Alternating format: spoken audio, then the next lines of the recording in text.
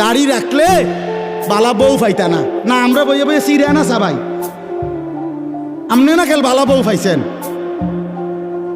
আমরা হুজুররা বসে বসে আপনি কি বনে না খাই উদা? কি বলেন আপনি এগুলো?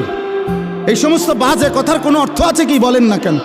শয়তানের ধোঁকা ছাড়া আর কিচ্ছু না, নফসের ধোঁকা ছাড়া আর কিচ্ছু না। কেন ছেড়ে দিবেন আল্লাহর নবীর সুন্নত? হাসরের ময়দানে কেমনে দাঁড়াইবেন বাপ?